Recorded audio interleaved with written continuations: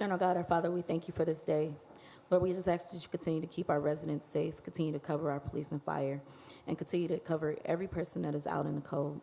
We thank you for everything that you're continuing to do in this season. Continue to cover us as we continue to do your work. In Jesus' name, amen.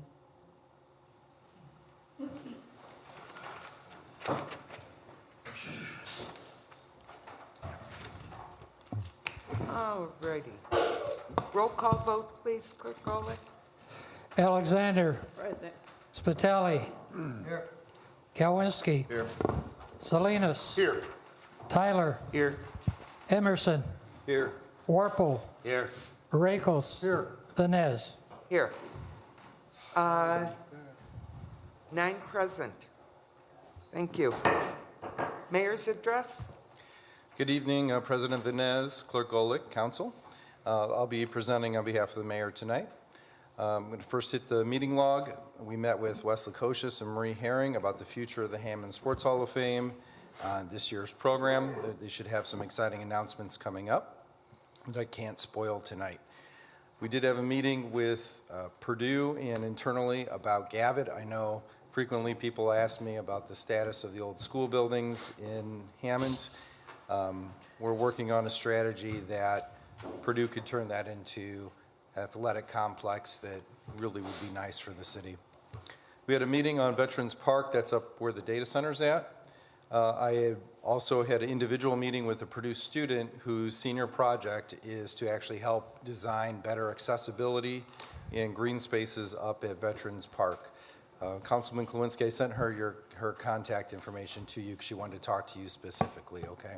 That's her senior project, and we're excited to support and see what she comes up with. The data center folks are willing to help sponsor improvements, so we'll see where that goes. I am president of the Hammond Development Corporation. We had a meeting over the past 2 weeks, and one exciting announcement we have is we will have a farmer's market going every single week this spring. We contracted with a company that does it through Chesterton, a couple other municipalities, if you've ever been to their farmer's market, but it's really going to be done well. It'll be at the Dan Rabin Plaza.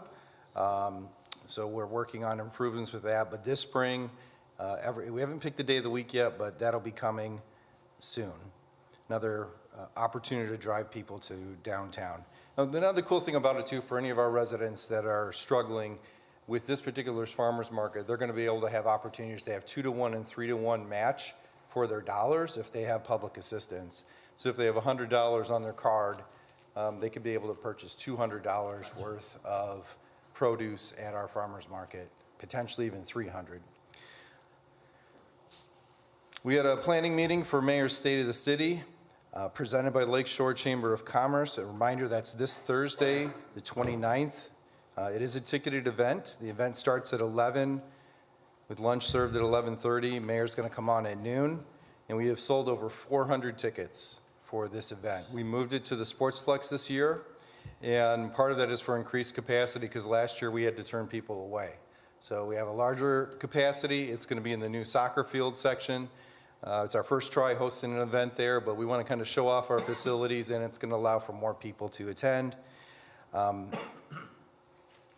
If you're interested in an update on a certain professional sports team coming to our city, you will definitely want to be there Thursday. So there's a little tease for everybody on coming to the event.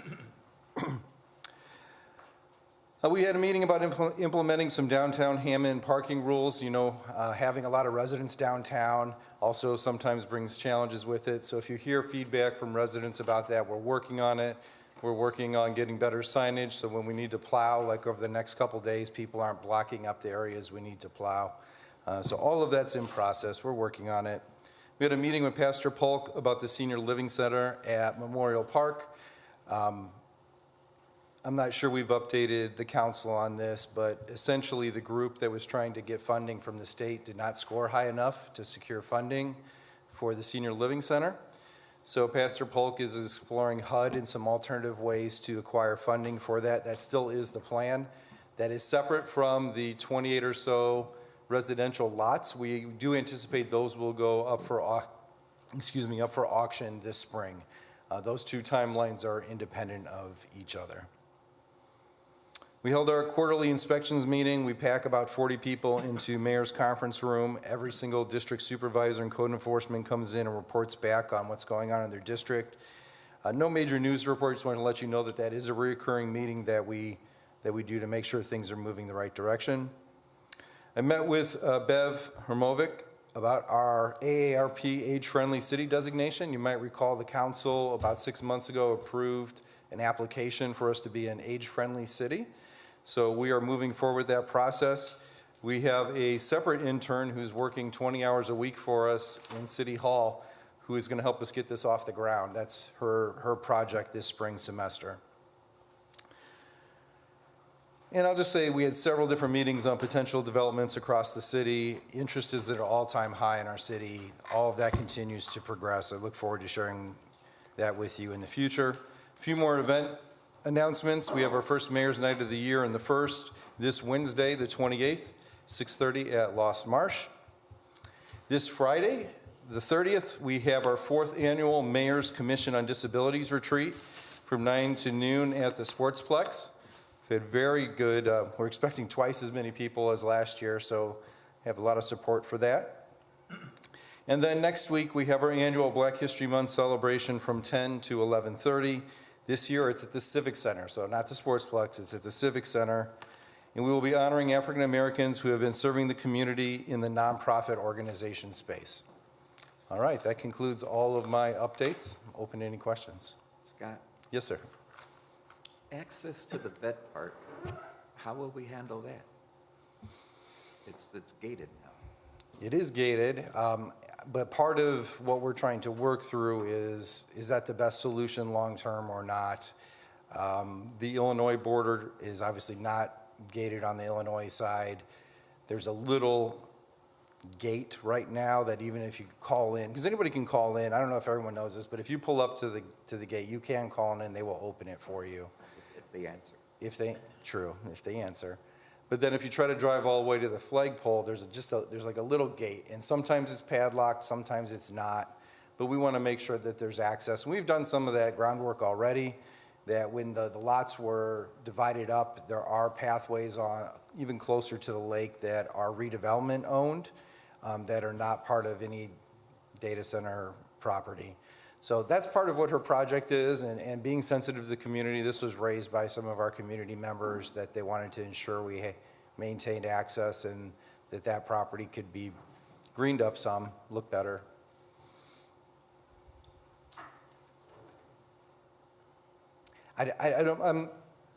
I've seen a concept that she can email you of what she's looked at, but I'd love your feedback on whether you think it's practical or not, or any other ideas. But we've talked about having appropriate plant life and species out there that would be, somewhat indigenous to that area.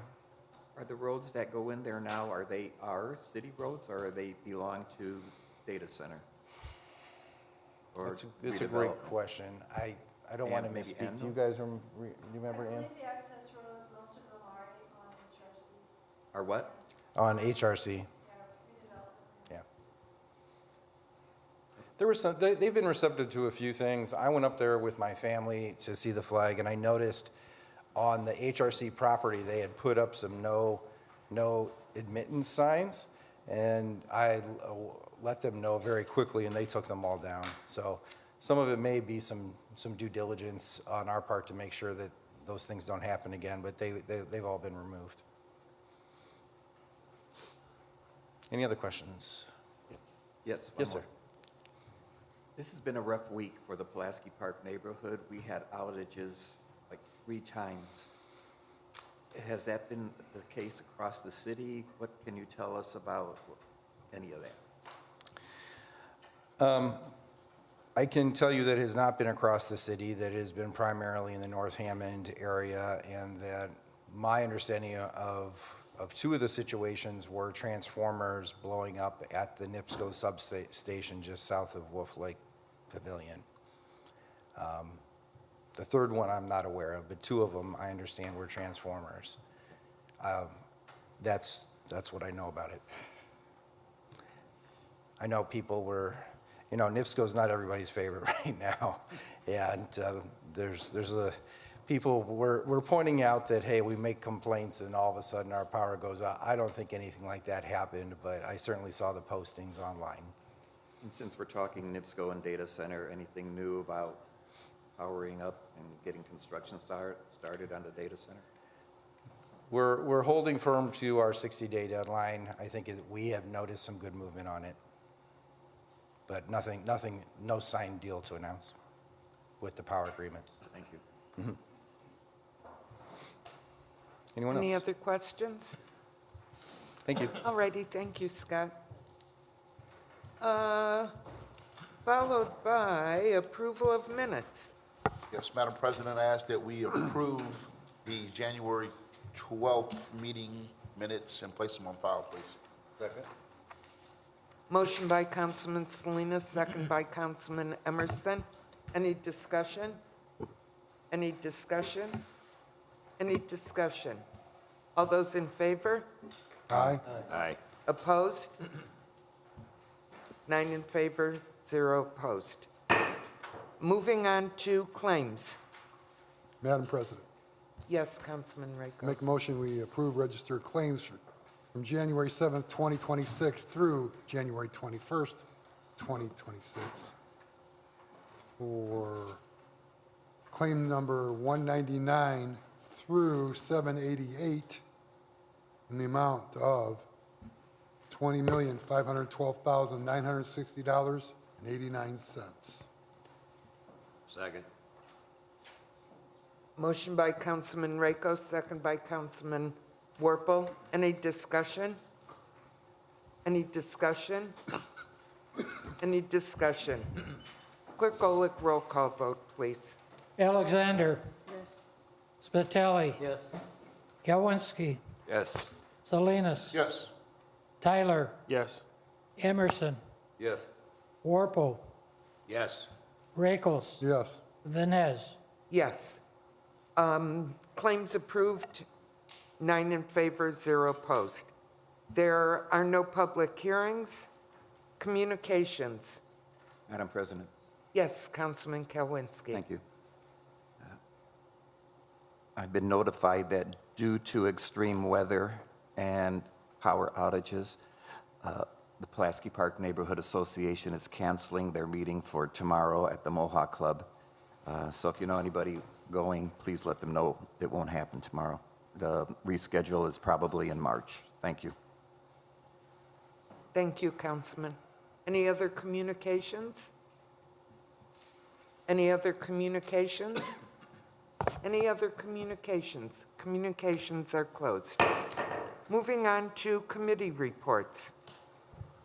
Madam President, Yes, Councilman Salinas. the Capital Improvement Board met on January 21st, and there were a total of 5 funding allocations. I will go through them now. Funding allocation number 298 to the this was for the Little Calumet River pedestrian bridge. This was a retainage fee to Gary Up Construction in the amount of $2,027.99.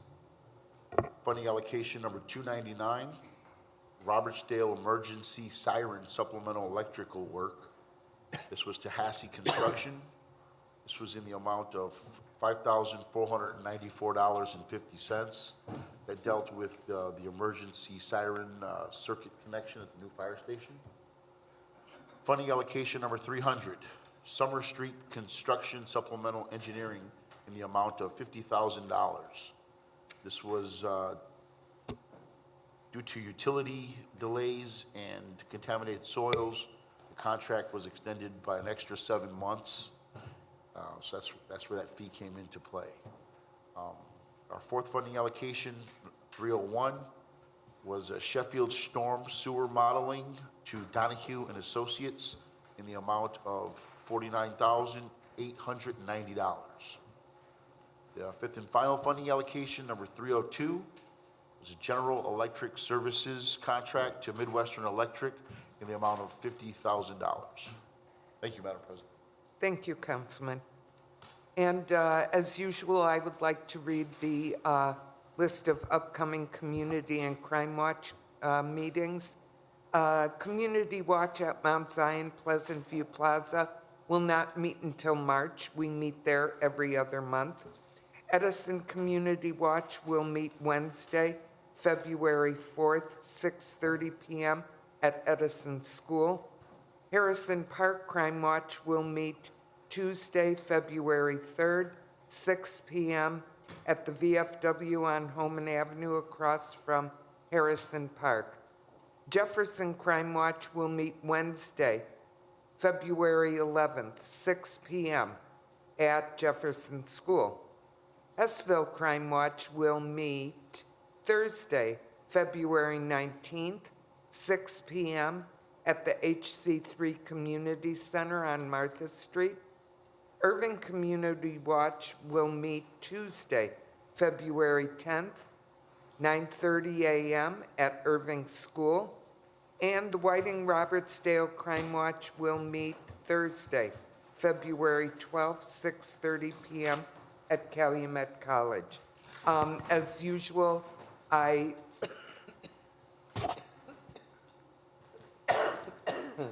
excuse me, I urge everyone to go to, I'm sorry, to a Crime Watch meeting, find out what's going on in your neighborhood, meet some of your neighbors, because neighborhood safety and community safety is what we're all about. So please come out, listen to some tips, and learn something new, because community is not just about me, it's about us. All righty, committee reports is now closed. Ordinance, third and final passage, there are none. Introduction of ordinances.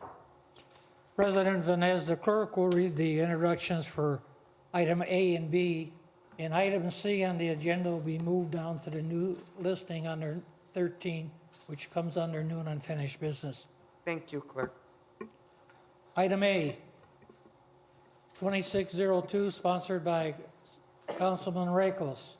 An ordinance of the City of Hammond establishing fees for non-emergency lift assist services provided by the Hammond Fire Department. Madam President, Councilman Rakos. yes, I'd like to make a motion to pass the first and second reading ordinance number 26-02. Do I have a second? Second. Motion by Councilman Rakos, second by Councilman Spitali, for first and second reading of 2602. Any discussion? Yes, Madam President. Yes, We Councilman. had a lively discussion before the meeting today, but this is something that's, I was approached by by Captain on Truck 4 last May. They're running across situations where residential care facilities and private ambulance services are abusing or overusing the fire department vehicles for lift assist, not emergency lift assist as it's called in this ordinance. Non-emergency lift assist is described as no reported observed medical emergency, no immediate threat to life, limb, or property, and no medical treatment, transport, or emergency intervention is required or provided.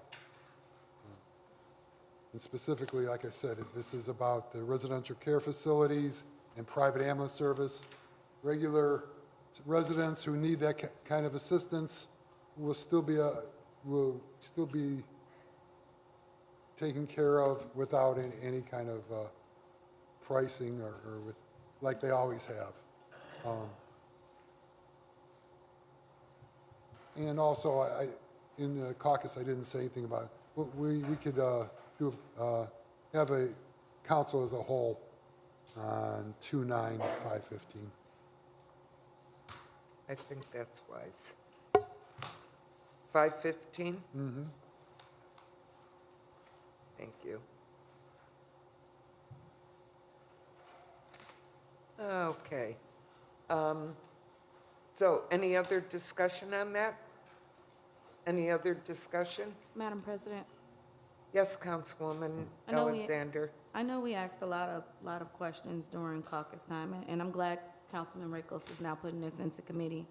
And I see Kevin is not out there. But just to put it on the record, just for point of clarification, that this is for facilities that call, not the residents that call them, in terms of the resident maybe in the facility. Maybe they make that call. So just trying to get some clarification on that, if the resident calls versus the facility that calls. Okay, I think that's something that we'll discuss in committee and get clarification on that. My thought is that if it's residential, then that is certainly a point of need. But for instance, we have a couple of senior buildings that are independent living, and they don't supply or have medical service at one of those buildings, and I think that may be where, but we'll discuss that in committee. Thank you for Absolutely. bringing that up. President Vines? Yes, Scott's Mr. fine. Miller. Just to clarify your question, you're saying that perhaps if a resident themselves initiated the call, that would they be responsible for the financial burden? Is that what we're passing? That is absolutely not the intention of what we're asking the council to consider. It's situations where there are for-profit organizations that rather than use their own staff or pay their own staff are calling HFD to come to their place of business and ask us to transport patients. That's what's happening, and we will get you that data of how many times that occurred. Thank you. Thank you. Any other discussion? Any other discussion? Yes, Councilman Kowinski. This can probably come up under council as a whole, but if somebody's wearing their alert around their neck and they fall and it goes off and they're in a facility, that little nuance, what happens there? There would not be an issue because as Councilman Rakos, it's only situations where there's no life and limb, no risk to the patient. Those are the situations we're talking about. So if someone actually has a medical emergency, even if they have staff, yes, that's what we want them to call 911 if that's the kind of thing, if that helps save their life. So that is not a situation that would be a concern to us. Councilwoman Vines. Thank you. Any other discussion? Councilwoman Vines. Yes, Councilman Warple. I want to thank the councilperson for putting this in committee, first of all, because I had a lot of reservations on just first and second reading and then voting on it the next meeting, number one. Number two, I know several people that work in assisted living facilities and/or nursing homes, whatever you want to call them. And part of the problem is these midnight shifts at these places, and I'm not talking about the ones in Hammond, I'm talking about the ones I specifically know about. They staff them with one or two people. And my question is do we have the option of having some requirements? I mean, I know we can't tell a private business what to do, but I do know some CNAs and some RNAs that are in charge of 30, 35 people on midnights. And I don't know what else to say about it. We can talk about it in committee. Thank you. I can just mention this, that I do have a little bit of experience with this, is that all those institutions have to have a license from the state. And if we feel that they're not staffing appropriately, there's a process where we can notify the state about those institutions. And then staffing levels is absolutely one of the things they look at. Well, I'm not specifically talking about any in Hammond. Other places I know that's a common complaint. Thank you. In general. Any other discussion? Madam President, Yes, Councilman. so just for clarification, Scott mentioned this, but we're going to work to get the list of how many times in 24 and 25. Can we also get a list of all of the facilities in Hammond that this would correlate to? Is that possible? We discussed that in the caucus, and Kevin is going to get that list together. Great, thank you. Any other discussion? Any other discussion? Clerk Golick, do I need a roll call vote on this? No. Okay, all those in favor? Aye. Opposed?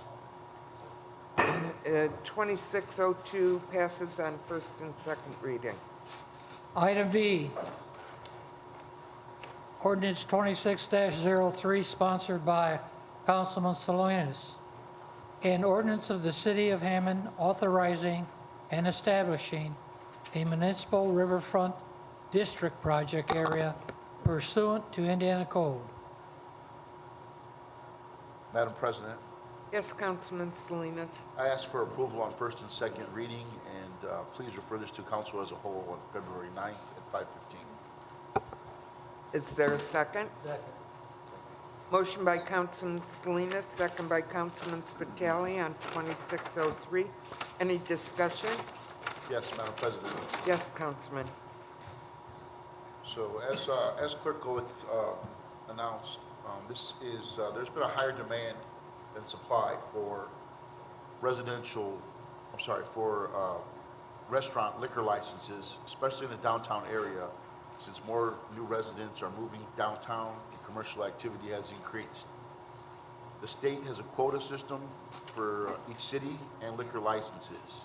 There are currently no three-way liquor licenses available in the city of Hammond for retail from the state. That leaves restaurants to search for licenses and having to purchase them on the open market for tens of thousands of dollars. The Riverfront District Ordinance takes advantage of a state statute that allows cities and towns across Indiana to create a district and to manage liquor licenses in that area for restaurants, not bars. The ordinance allows Redevelopment Commission to create an application procedure, to review the application to ensure compliance with desired hours, days open, and other items that may be important. And it also allows them to control the number of licenses downtown. All of this is within the boundaries of the district only. The boundaries would be Willow Court to the north, Douglas and Ogden on the south, State Line on the west, and Oakley on the east. This district allows other licenses that come available to be used in other parts of the city, eliminating the need for competition downtown for a limited supply. Already, we know of 3 establishments that are waiting for this ordinance to pass so that they can apply. Other cities around the state and area, including Crown Point, have successfully established a district. Thank you, Madam President. Thank you. Any other discussion? Councilman Kowinski. I don't know, this, Councilman. Councilman, will you speak into your microphone? There we I'm go. not sure this is Thank you. directed at you or somebody out there, but is the city right now or redevelopment holding on to any liquor licenses? No, not at this time. We're not, we just did an RFP. You may have seen it in like November, December. We awarded that one. We haven't actually transferred it yet, but it's been awarded. But there were multiple people who applied for that. That's part of the reason, the genesis for this idea is to move this forward. It really doesn't have to be a very substantial body of water. Crown Point did like a creek out there that, I mean, it's really where your commerce is. So there will be an application fee, but it'll be significantly cheaper than the amount of a license for these organizations. But at the end of the day, we can control it all. Just because there's a capacity of 20, we have full control on what we can say yes or no to. So the city would have to approve it, or the Yes. liquor board? Through the redevelopment would have to approve it, yep.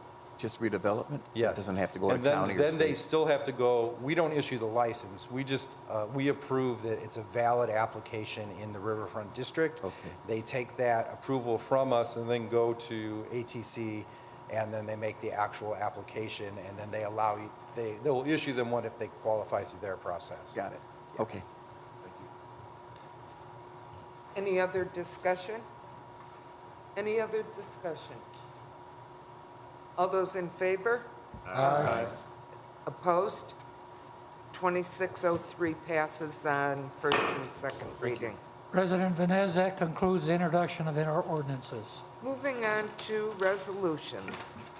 Item A, Resolution 26R-02, a resolution of the Common Council of the City of Hammond, Indiana, approving Plan Commission Resolution 2026-01 as a written order and finding of fact, approving Redevelopment Commission Resolution Number 2025-18 as a declaratory resolution that expanded the boundaries of the North Hammond development area and approved the 2025 amendment to the North Hammond redevelopment plan for the North Hammond redevelopment area 2025 expansion area pursuant to Indiana Code 36-7-14 and the Administrative Code 50 IAC 8. Madam President, Yes, Councilman. I move for adoption of 26R02. Second? Motion by Councilman Salinas, second by Councilman Emerson on Resolution 26R-02. Any discussion? Yes, Madam President. Yes, Councilman. The West Point allocation area is being expanded west towards the commercial area of Calumet Avenue for future economic development. The Planning and Development Department are just doing their job here by planning and then looking for future development in this area. Thank you. Thank you. Any other discussion? Any other discussion? Any other discussion? Clerk Golick, roll call vote, please. Alexander. Yes. Spitali. Yes. Kalwinski. Yes. Salinas. Yes.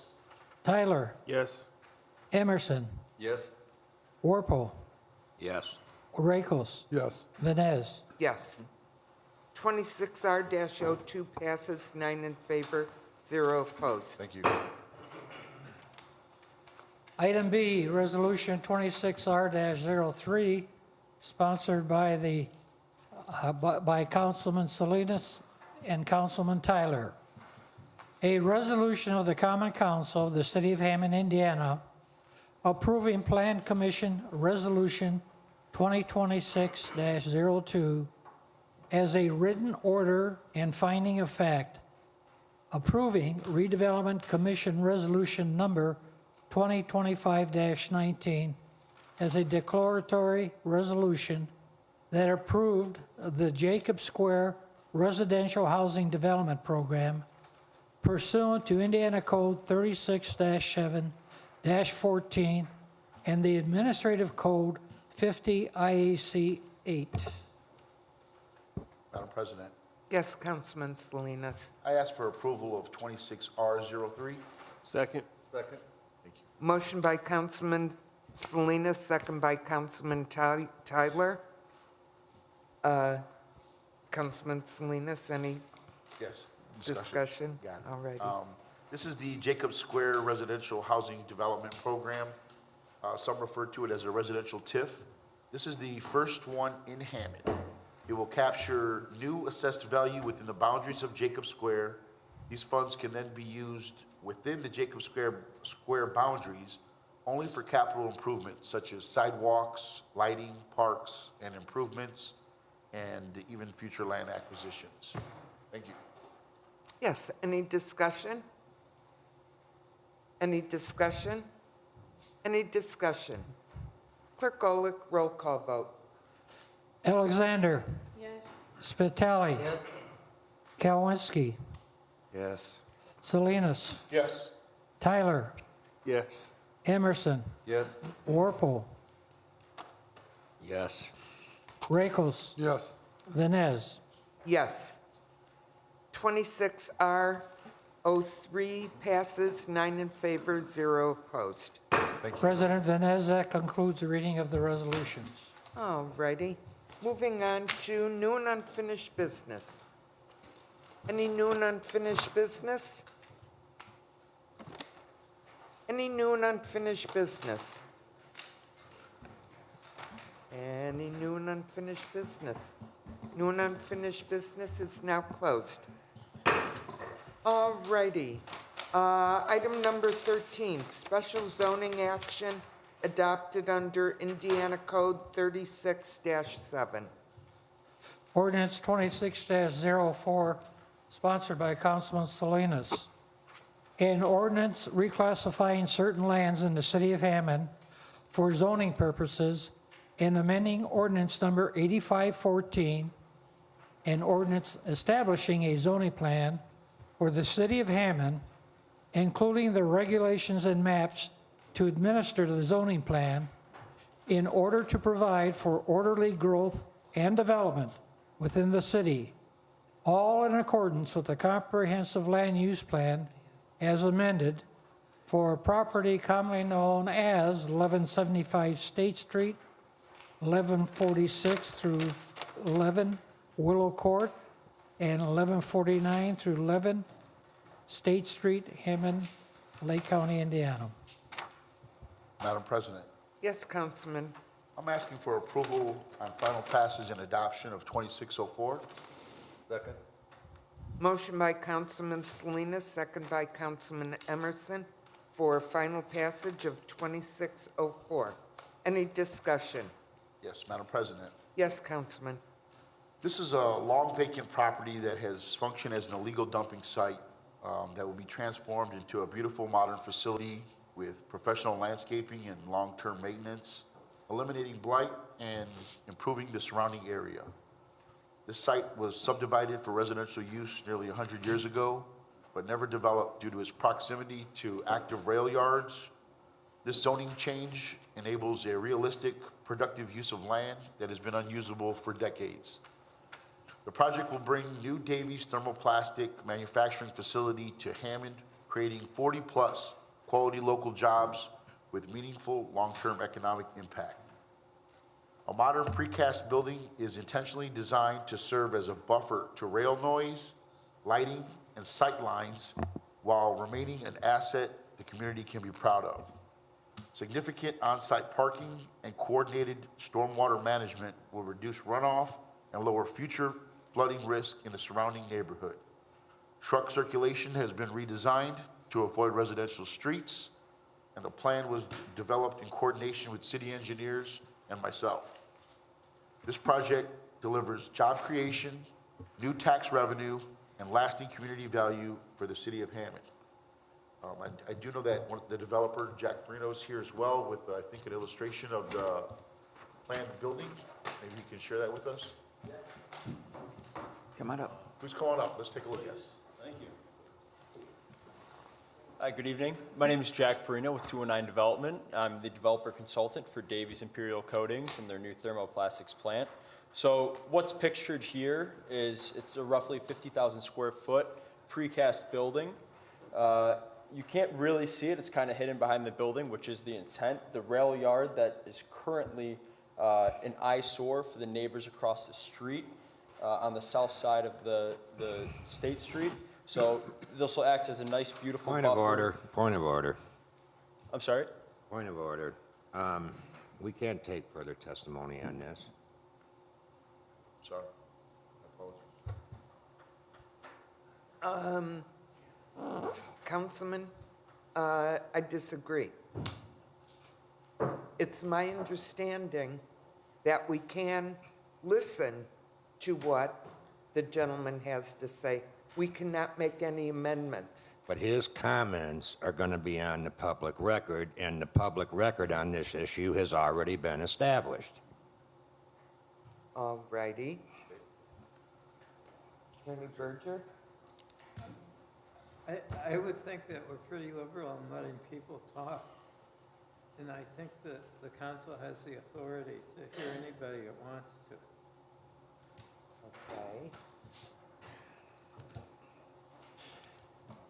Okay. Well, I do appreciate the opportunity to share the image, and we're very excited about the project. Okay. So thank This- you. I'm sorry, but this procedure is a little bit different than what we're accustomed to. So I apologize. come back to the next meeting if you would. Very nice image, though. Thank you. Thank you. Yeah, the council, the concern is that we had to provide legal notice at the lower board when they evaluated this. Nobody else got provided legal notice that this was going to be reopened for discussion with the public. So only you guys can talk about it. None of us can talk about it. Okay. That's why. Thank you for the clarification, my apologies. Okay. Question. I stand corrected. Councilman Kowinski. Is it allowable for somebody from that group to talk at a committee meeting? Adam Ware? Madam President, I'll Madam get back to you on President. that. Councilman, this is for final passage. I know, So there is, but people wanted more information. Can you come back? And is that legal? but it's my understanding that this went through the BZA, and Madam President, residents had an opportunity at that time to ask whatever questions they needed to answer. That is my understanding. Yes, Councilman Warple. this went in front of the Planning Commission, and a record was established. We just had this discussion the last meeting. So, I guess the question is, do we move forward on passage on, I mean, yes or no vote? Do we vote on this tonight? Why wouldn't we? Why wouldn't we? The city's recommendation would be to move forward with it. We have had 0 people protest against this. This is a safe one to learn through the process, so to speak. So my recommendation would be to still pass it. Thank you. Thank you. I appreciate you raising the question, Councilman Warple, given the discussion we had at the last meeting. So, is there any other discussion amongst us regarding 2604? Any other discussion? Madam President, yes, I do want to add something, because I don't want no misunderstanding on this. We're not hiding anything from anybody. This was discussed at a planning commission meeting where we, as well as the public, can come and say whatever we want to as far as establishing a record. Once it comes from them to us, we are just taking a yes or no vote on whether we agree with their recommendation or not. That's it. Nothing's being hidden. Those discussions were at the planning commission meeting. I understand what you're saying, Councilman Warple, and we had this discussion at the last council meeting, and I had a conversation prior to this meeting, and it was my understanding, as long as we did not amend anything, that we were okay. If we amended something in this ordinance, then we would have to refer it back to the Plan Commission. So it's very confusing. It's very confusing, and we've never encountered it this way before, so I apologize for the confusion. So, is there any other discussion on this? Any other discussion? Any other discussion? All righty. Clerk Golick, roll call vote, please. Alexander. Yes. Spitali. Kowinski. Yes. Salinas. Yes. Tyler. Yes. Emerson. Yes. Warple. Yes. Rakos. Yes. Vines. Yes. 2604 passes, 9 in favor, 0 opposed. Okay. Moving on to public expression. Mary Schoen, you will have 3 minutes, and if you would give your name and address. I'll give you my name. No. Okay, okay. I just think that. We went through this last time. Just tell me what street you live on for the record. I would think that somebody that talks Crime Watch as much as you do would understand why I wouldn't want to say my home address into a live video feed. All righty, Mary, go ahead, move on. Thank you. All right. So, I wanted to ask you a question too. Just so this doesn't get lost, that, you know, when we're talking about business and everything like that, that do we have $8 million to put a pedestrian bridge in the wrong location in Hammond? Okay, all right. Well, we can talk earlier, but you can't talk. And as we've discussed before, this is your opportunity to say what's on your mind. Okay. We do not rebut what you have to say, but we will be happy to have a conversation with you after the meeting. So maybe you can explain to me after the meeting how the city has $8 million to put a pedestrian bridge in the wrong location. If we're talking again about safety for our children, then we should put the pedestrian bridge where that they are, what they're crossing. If we put a pedestrian bridge a mile away from where from where the kids are crossing, then the pedestrian bridge is not about safety, and the Briar East Woods project is not about safety, and it's about the mayor's real estate ambitions. And I wanted to also just remind the city council that the mayor is not your boss. You don't work for him, and he can't fire you. So whenever these things come up, and you have to ask yourself, is this something that will be good for my constituents, whatever decision you have. And if it's good for the people that you represent, then we should go ahead with that. But if we're talking about spending millions of dollars on something that doesn't address the larger safety issue, then maybe it's not such a great project to go ahead with. So just a reminder, to keep our eyes focused on what's important. And it's not to satisfy the mayor's wishes, but to fully represent the people in your district. Thank you. Thank you.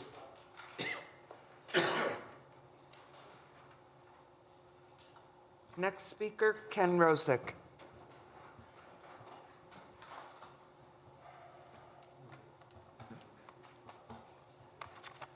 Greetings, Council. I'm going to go back, because I haven't been able to be around lately, at the last Mayor's Night Out in the 6th District. The mayor said he would not discuss the Briar East Woods, says it has been litigated. The state has currently postponed the decision again, as far as we know, because no information is coming out to the public. It's been 3 years since the pause of this project. Not quite a ringing endorsement we were promised, is it?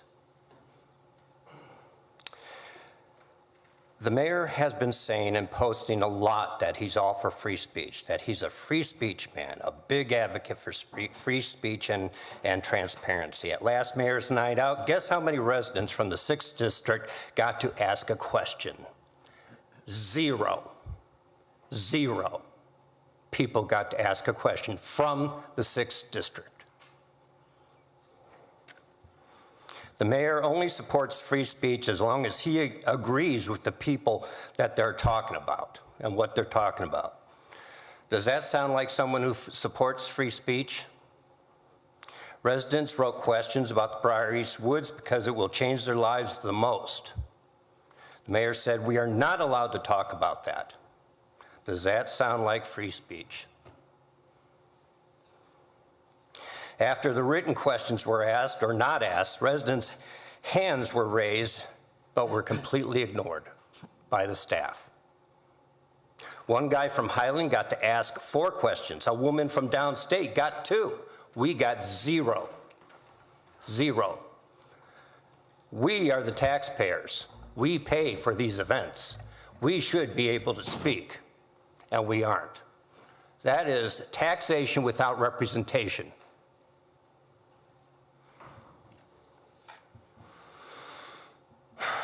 The questions that were asked were cherry-picked. One piercing question, Mayor, will you be handing out full-size candy bars for Halloween? The event was embarrassing. We are the taxpayers. Mayor's Night Out has become an insult and a fiasco to the community. Last year was a very bad year for free speech in Hammond. Recorded footage was destroyed after the Chief of Staff, Scott Miller, who just left, said he would edit and then post the footage from a meeting that had over 70 people and 20 speakers, the biggest display of public community participation in Hammond's history. They were all silenced. So I'm tired of people talking about community, community, community. When they don't, it's just all words.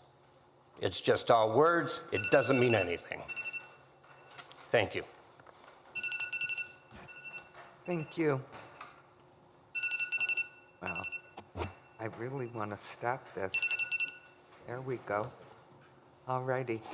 Public expression is now closed. Motion to adjourn. Second. Oh, wait a minute.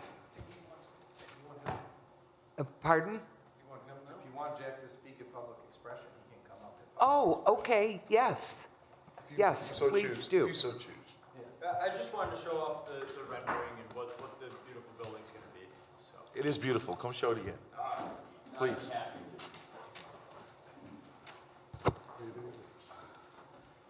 Again, my name is Jack Farino with 219 Development. I just wanted to show this off. So we're going to have plenty of parking for 40 new jobs coming to our community that are going to be local and well-paying. So we've actually started talking to some of the neighbors across the street on the south side of State Street, and many of those neighbors have actually asked, once the building is built, to submit resumes and look for jobs in this new facility. And it's just going to be very good for the community, provide a buffer from the train, all the noise, the lights, the pollution, and really have something nice and clean and something to be proud of on their streets. So we're really excited about it for the surrounding community, and I appreciate you letting me take the time to come up and share that. Thank you. So thank you. Thank you. Thank you for your understanding. Thank you. Motion to adjourn?